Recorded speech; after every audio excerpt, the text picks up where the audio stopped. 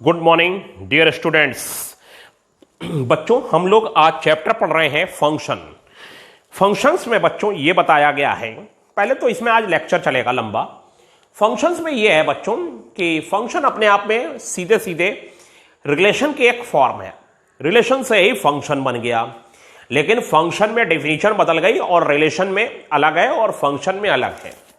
देखिए उसमें क्या है, let capital A and capital B be two non empty set, then a function f from set A to set B is a rule or method which associates element of set capital A to element of set capital B such that A के element को B पर associate कर देता है किसी rule F के according. अब ये रूल क्या होगा, कैसा होगा, क्या होगा, वो आप रिलेशन में भी थोड़ा देख चुके हैं।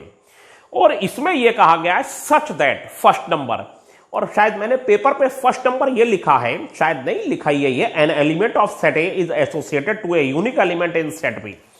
ए का एक एलिमेंट बी के एक यूनिक एलिमेंट से एसोसिएट हो जाना चाहिए। All element second number, all element of set A are associated to a element in set B, सभी एलिमेंट ए के बी से एसोसिएट हो जाने चाहिए।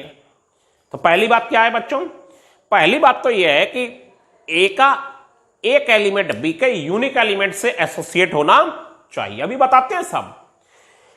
और बच्चों ए के सारे एलिमेंट बी से एसोसिएट हो जाने चाहिए। अब आप कहेंगे सर क्या बोल रहे हैं आप, कुछ बात समझ में नहीं आई। देखिए रिलेशन में और फंक्शन में क्या डिफरेंस है। ए से बी जा रहे हैं तो फंक्शन को बच्चों इस तरीके से एफ से इससे डिनोट करा जाता है, और इससे डिनोट करने के बाद यहां पर फंक्शन कुछ दिया होगा कि वो एसोसिएट को ऐसे हो रहे हैं, तो वो क्वेश्चनों में समझ में आएगा।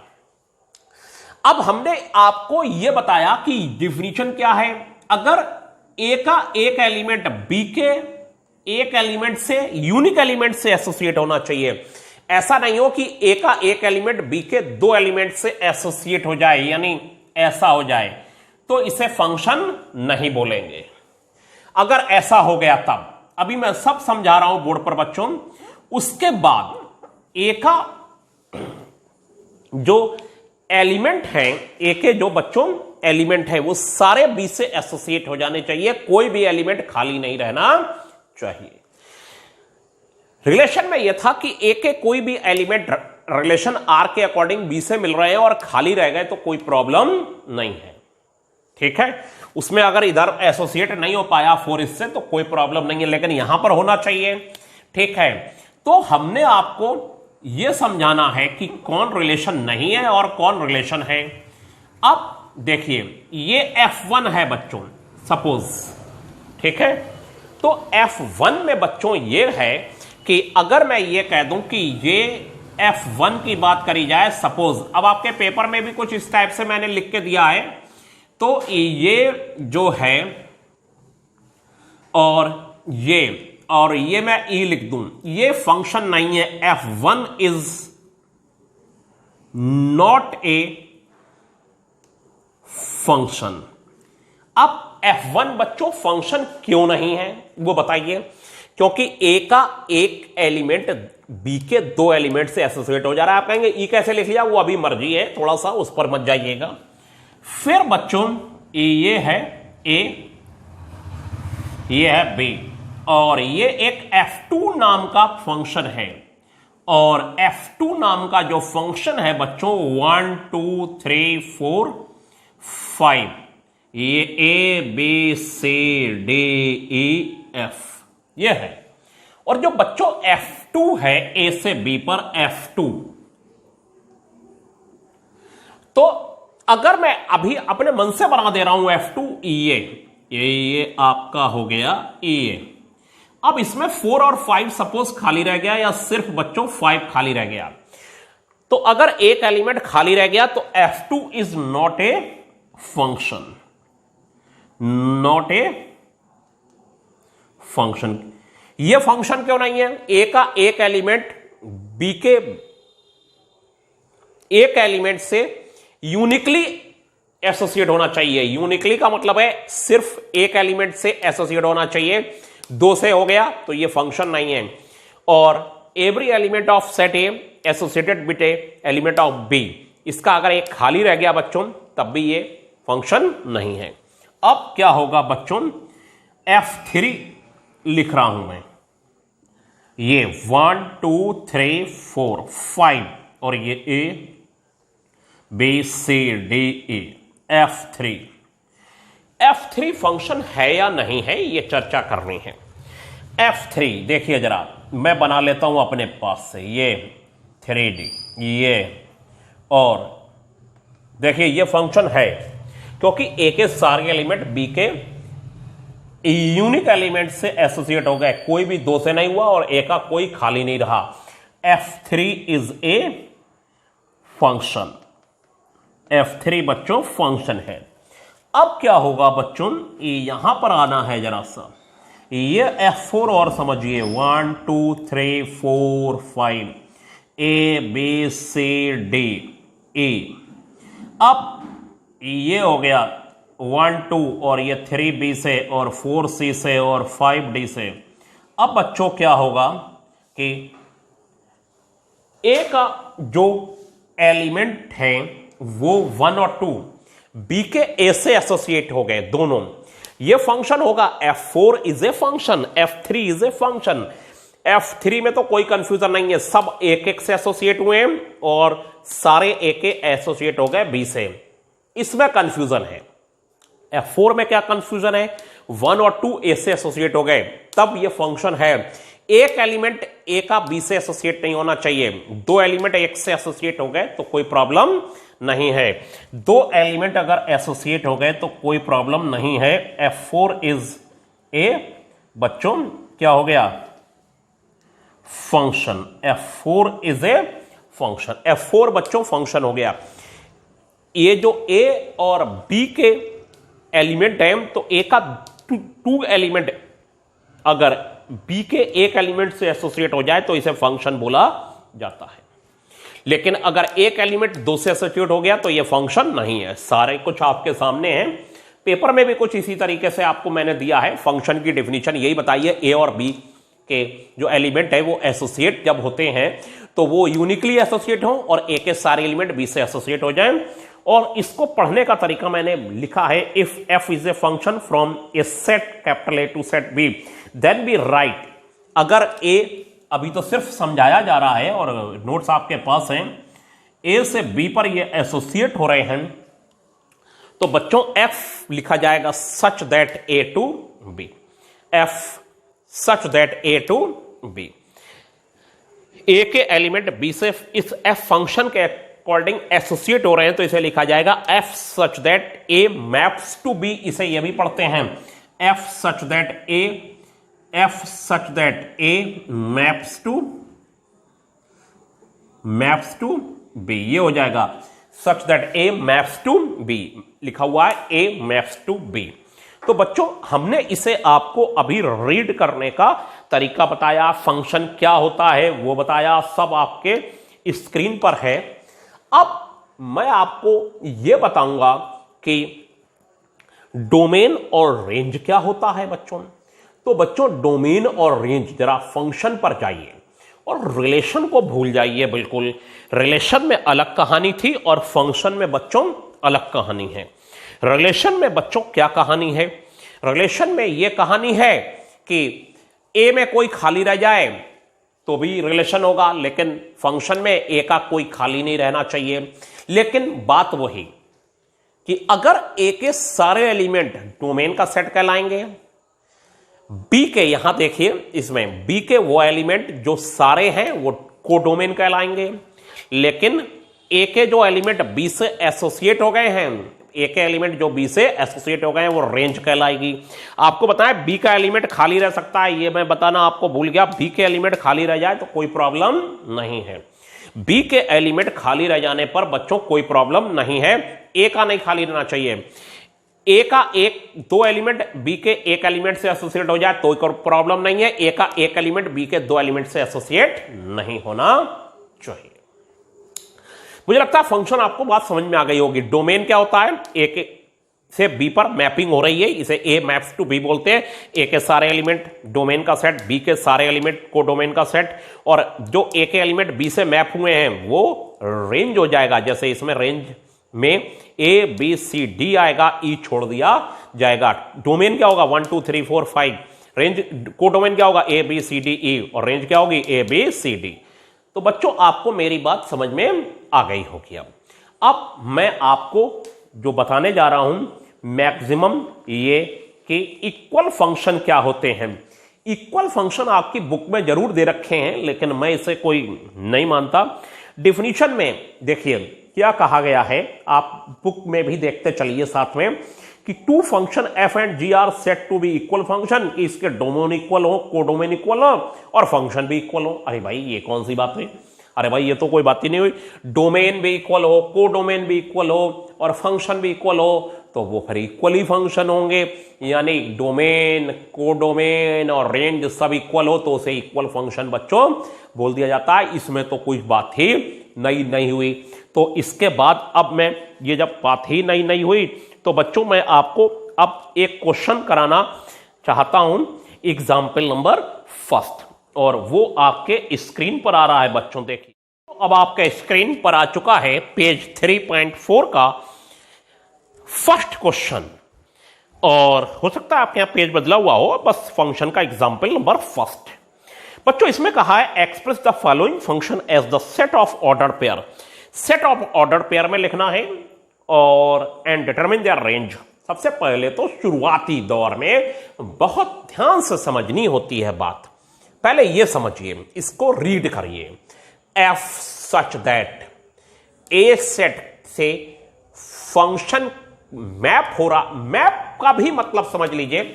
जरा भी कंफ्यूजन है मैपिंग पर तो समझिए इसे ध्यान से। ए से आर ये हो गया -1 0 2 और बच्चों 4, ठीक है। ये ए सेट है। रियल नंबर के सेट में सारे एलिमेंट जितने दुनिया के रियल नंबर हैं सब भरे हुए, सब के सब भरे हुए। ए से आर पर मैपिंग हो रही है। मैपिंग का मतलब है -1 मैप होके जा रहा है बच्चों इधर 2 पर और 0 1 पर, ठीक। और बच्चों 2 5 पर जा रहा है और 4 17 पर जा रहा है। देखिए कैसे गया। अब मैं ये भी आपको बताऊं सब कि यहां से यहां पर मैपिंग हो रही है एफ रूल के अकॉर्डिंग, और यहां पर ये जो एफ है ये है बच्चों F X is equal to X square plus 1। इसके जो एलिमेंट होंगे वो सब एक्स की वैल्यू माने जाएंगे, और x डालने के बाद f में जो वैल्यू निकलेगी बच्चों वो fx होगी। क्या होगी बच्चों? fx। ये है इसके a से r रियल नंबर पर फंक्शन के अकॉर्डिंग मैपिंग का मतलब है मैप हो रहा है -1 2 पर, इसे हम मैपिंग बोलते हैं। 0 1 पर, 2 5 पर, 4 17 पर। अभी तो ये समझिए आया कहां से वो भी बताते हैं। मैप हो रहा है, मैप्स टू, या फिर कहते हैं -1 की इमेज 2 है, 0 की इमेज 1 है, 2 की इमेज 5 है, 4 की इमेज 17 है। मेरे एक एक लफ्ज, एक एक टर्म बहुत इंपॉर्टेंट रोल प्ले करेगा। -1 की इमेज 2 है, 0 की इमेज 1 है, 2 की इमेज 5 है, 4 की इमेज 17 है। -1 मैप हुआ 2 पर, 0 मैप हुआ 1 पर, 2 मैप हुआ 5 पर, 4 मैप हुआ 17 पर। बात बच्चों सेम है। अब ये आया कैसे? ए से आर पर मैपिंग हो रही है। अब आप बार बार ना सोचिएगा मैपिंग या इमेज। ए से आर पर इमेज बन रही है या ए से आर पर मैपिंग हो रही है, बात एक ही है इस फंक्शन के अकॉर्डिंग। तो इसमें जो ए से आर तक गए तो ए वाले जो ये जो सेट है ये सेट है, इसमें एक्स की वैल्यूज होंगी और फंक्शन के अकॉर्डिंग ये इधर जुड़ेंगे जाके, या एसोसिएट होंगे या मैप होंगे या अपनी इमेज बनाएंगे, सब बात एक है। इस फंक्शन के अकॉर्डिंग इसमें आप f रखते जाइए। -1 1 + 1 2 हो गया, फिर बच्चों 0, ये 0 + 1 क्या हो गया 1, 2 2 2 जा 4 + 1 बच्चों 5, और बच्चों f4 4 4 जा 16 + 1 17 हो गया। यानी -1 एसोसिएट हुआ 2 से, तो मैं बार बार अब क्या बोलूं। अच्छा, अब उल्टा चलिए, 2 की प्री इमेज है -1 और 1 की प्री इमेज है 0, 5 की प्री इमेज है 2, यानी अगर आप 2f(x) की जगह पर लगा देंगे तो x निकल के आ जाएगा। ठीक है, लेकिन अब वही वाली बात है, x निकलेंगे तो x आप देखिएगा यहां पर डिस्टर्ब आपको करेगा। अब ये समय के साथ, क्वेश्चनों के साथ आपको समझ में आने लगेगा। अब x 2 निकल के आ जाएंगे, यहां 2 रखेंगे, 1 इधर भेजेंगे, x की वैल्यू +-1 आएगी। अब दिक्कत में फंस गए। फिलहाल उन्होंने अभी जो क्वेश्चन दिया है उसी को आप समझिए। ठीक है, अब क्या होगा, f क्या होगा, फंक्शन ऐसे करके लिखा जाएगा, सेट ऑफ ऑर्डर पेयर। ये दिखाना है फेयर में, ये नहीं दिखाना है फिगर। -1, 2, 0, 1, 2, 5 बच्चों, और उसके बाद फिर हो जाएगा 4, 17 बच्चों। ये हो गया। अब क्या पूछा है, एंड डिटरमिन देयर रेंज। इसकी रेंज क्या होगी, रेंज बच्चों इसमें रियल नंबर तो बहुत सारे भरे हुए हैं, इसमें तो सब दुनिया के रियल नंबर भरे हैं। डोमेन होगा -1, 0, 2, 4, कोडोमेन होगा ऑल रियल नंबर, ये R capital R real number show करता है, और रेंज होगी 2, 1, 5, 17 बच्चों। Range of F, range of F क्या हो जाएगा, 2, 1, 5, 17, 2, 1, 5, 17 ये रेंज हो जाएगी। मुझे लगता है आपको मेरी बात समझ में आई होगी, और बढ़िया ये रहेगा कि हम लोग सेकंड एग्जाम्पल भी, इसका सेकंड पार्ट भी कर लें बच्चों। और अभी चाहे आपको मेरी बात थोड़ा धीरे लग रही हो कि मैं धीरे धीरे आपको पढ़ा रहा हूं, ठीक है, शुरुआत में हर चैप्टर मैंने आपको धीरे ही पढ़ाया है, मेरी स्पीड पकड़ ली जाती है, लेकिन ये चैप्टर मैं धीरे ही धीरे पढ़ाऊंगा, क्योंकि इसमें समझने के लिए बहुत है और मुझे बोलने के लिए, खैर हर चैप्टर में था, सेट में था, सभी में था। जी बच्चों सेकंड पार्ट में है, जी है A मैप्स टू N, ये जी फंक्शन है, नाम है gx, और gx इन्होंने 2x दे दिया है बच्चों। gx बच्चों कितना दिया है, 2x, और इसके बाद A जो है वो कहा गया है x such that x natural number है and x is less than और इक्वल टू 10। ये हो गया बच्चों, लेस देन और इक्वल टू 10, यानी ए सेट में 1 से लेकर 10 तक के नेचुरल नंबर है। और नेचुरल, अब आप ये समझ लीजिए, ये ए सेट है बच्चों, और ये हो गया 1, 2, 3, 4, 5, 6, 7, 8, 9, 10, और बच्चों ये नेचुरल नंबर का सेट है। ये दुनिया के इसमें सब नेचुरल नंबर 1, 2, 3, 4, 5, 6, 7, 8, 9, 10 सब भरे हुए हैं। नेचुरल नंबर आप जानते ही हैं, 1, 2, 3, 4, 5, 6, 7, 8, 9, 10 एंड सो ऑन इनफाइनाइट तक सेट है, लेकिन ए ये है। और इस रूल के अकॉर्डिंग मैपिंग हो रही है, किस रूल के अकॉर्डिंग मैपिंग हो रही है, जी एक्स इज इक्वल टू बच्चों 2x के अकॉर्डिंग मैपिंग हो रही है।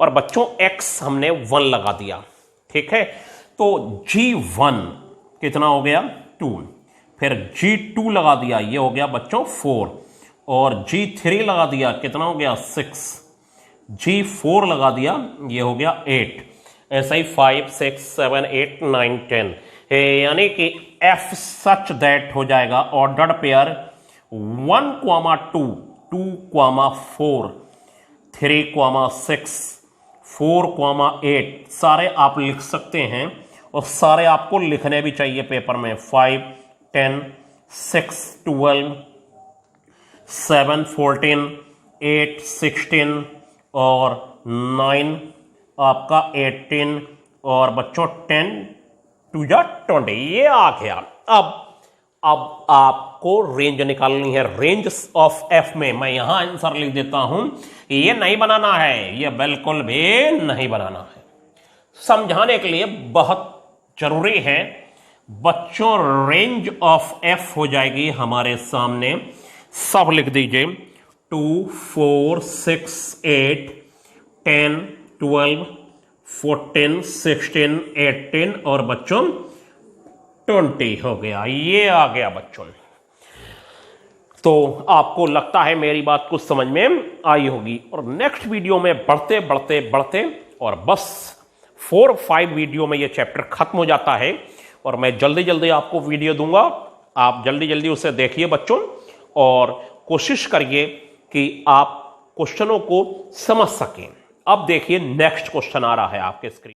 हाँ तो बच्चों अब आपके स्क्रीन पर थर्ड एग्जाम्पल आ चुका है और बच्चों थर्ड एग्जाम्पल में यह कहा गया है is g is equal to 1,1 2,2 2,3 3,5 and 4,7 is a function. और उसके बाद कहा है देन इन्होंने if this described by the formula gx is equal to alpha x plus beta then what value should be assigned to alpha and beta. Alpha और beta की क्या value होगी? देखिए बच्चों सबसे पहली बात तो यह क्वेश्चन अधूरा है, एनसीईआरटी एग्जाम्पलर में है तब भी अधूरा है, ये मान लीजिए। इन्होंने ये कहा है ए से बी पर, हम मान लेते हैं ए से बी पर एलिमेंट एसोसिएट हो रहे हैं, 1 1 से एसोसिएट हुआ, 2 3 से हुआ, 3